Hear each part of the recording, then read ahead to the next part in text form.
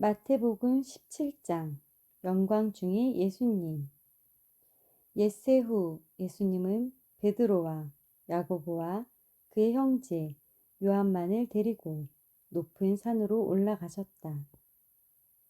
예수님은 그들이 보는 앞에서 모습이 변하여 얼굴이 해같이 빛나고 옷은 눈부시게 휘어졌다.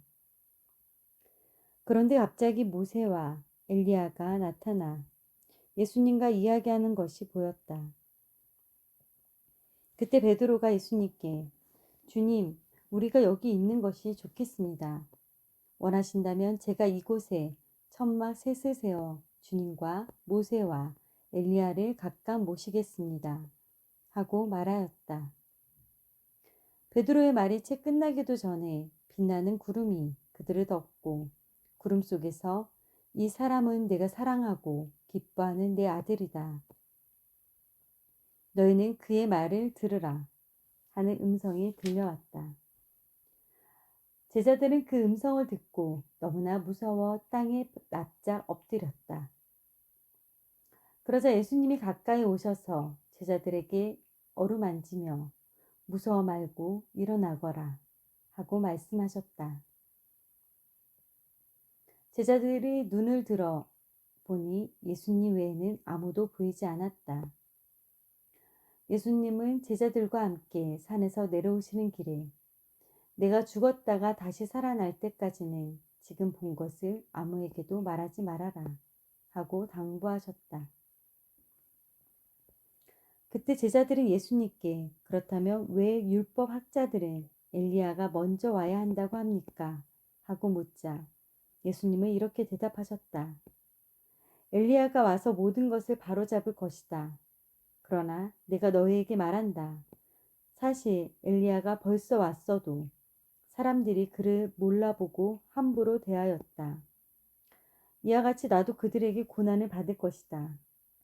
그제서야 제자들은 예수님이 세례 요한에 대하여 말씀하셨다는 것을 깨닫게 되었다. 산에서 내려오신 예수님. 그들이 군중들에게 돌아오자 어떤 사람이 예수님께 와서 무릎을 꿇고 말하였다. 주님, 제 아들을 불쌍히 여겨 주시옵소서. 그가 간질병에 걸려서 몹시 고생하며 자주 불에 넘어지기도 하고 물에 빠지기도 합니다. 그래서 주님의 제자들에게 데려왔으나 고치지 못했습니다. 그러자 예수님은 믿음이 없고 삐뚤어진 세대여, 내가 언제까지 너희와 함께 있어야 하겠느냐? 너희를 보고 내가 언제까지 참아야 하겠느냐? 아이를 이리 데려오너라 하고 말씀하셨다. 그러고서 예수님이 귀신을 꾸짖으시사 귀신이 아이에게서 나가고 바로 그 순간에 아이가 나았다. 그때 제자들이 예수님께 조용히 와서 왜 우리는 귀신을 쫓아낼 수 없습니까? 하고 물었다. 그래서 예수님은 그들에게 이렇게 말씀하셨다. 너의 믿음이 적기 때문이다. 내가 분명히 말한다. 만일 너희에게 겨자씨 하나일 만한 믿음이 있다면 이 산을 향해 여기서 저기로 옮겨가거라 하여도 그대로 될 것이며 너에게 못할 일이 하나도 없을 것이다. 그러나 이런 귀신은 기도와 금식이 아니면 나가지 않는다. 제자들이 갈릴리에 모였을 때 예수님이 그들에게 내가 사람의 손에 넘어가 죽음을 당하고 3일 만에 다시 살아날 것이다 하고 말씀하시자 제자들은 큰 슬픔에 잠겼다. 그들이 가버너움으로 갔을 때 성전세 받는 사람들이 베드로에게 와서 당신의 선생님은 성전세를 안 바칩니까? 하고 물었다. 그래서 베드로는 아닙니다. 바칩니다. 하고 대답하였다. 베드로가 집에 들어갈 때 예수님이 먼저 말씀하셨다. 시몬아, 너는 어떻게 생각하느냐? 세상 왕들이 누구에게서 관세나 세금을 받느냐? 자기 아들들에게 서냐? 아니면 다른 사람에게서 서냐? 그때 베드로가 다른 사람에게서 받습니다. 하고 대답하자 예수님이 이렇게 말씀하셨다. 그렇다면 아들들은 세금을 내지 않아도 된다. 그러나 우리가 그들의 감정을 상하게 해서는 안 되겠다. 너는 바다에 가서 낚시를 던져라. 먼저 잡히는 고기의 입을 벌리면 은어 한 개가 있을 것이다. 그것을 가져다가 나와 너의 성전세로 주어라. 18장 어린아이같이 되라. 그때 제자들이 예수님께 와서 하늘나라에서는 누가 가장 위대합니까? 하고 물었다.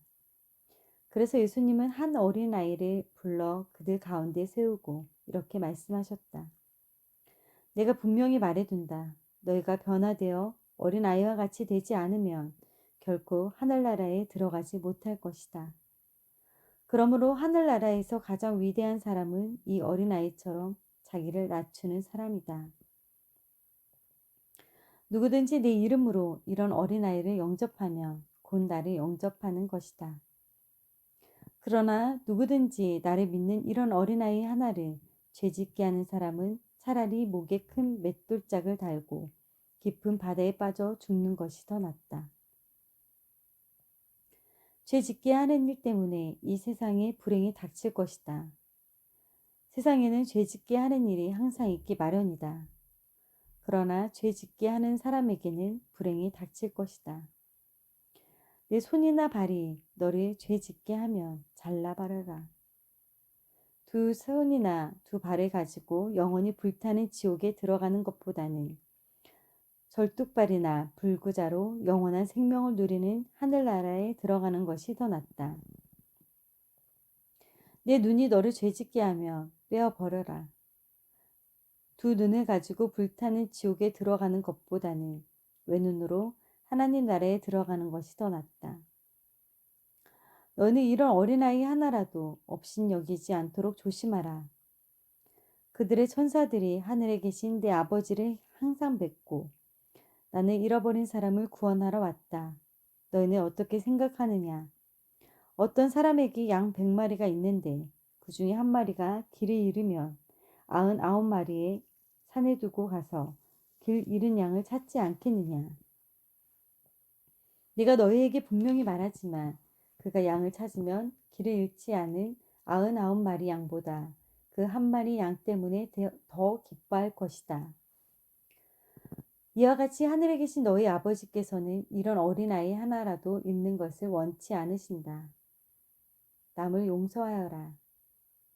형제가 내게 죄를 짓거든 너는 그와 단둘이 만나 잘못을 타일러라. 그가 내 말을 들으면 너는 내 형제를 얻는 것이다. 그러나 듣지 않으면 너는 한두 사람을 더 데리고 가서 두세 증인의 입으로 모든 사실을 증명하라.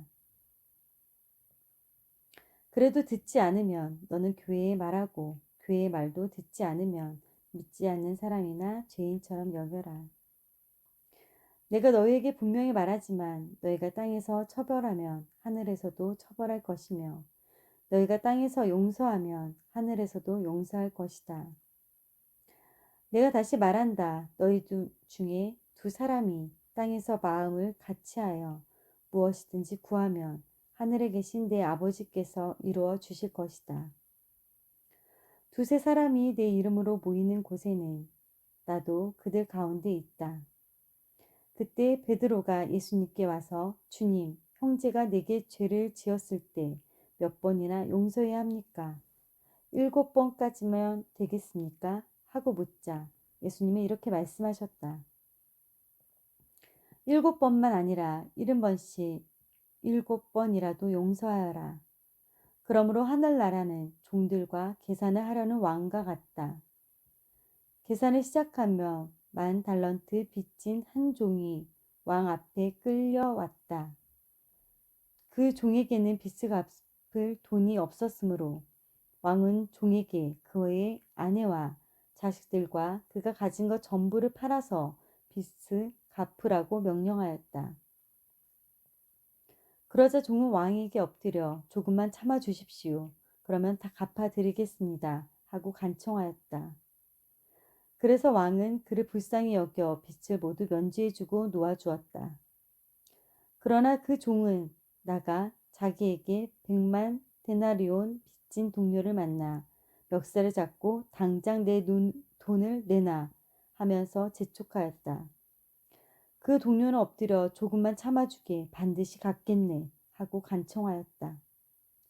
그러나 그 종은 그 사람이 간청을 들어주지 않고 빚을 다 갚을 때까지 그를 감옥에 가둬두었다.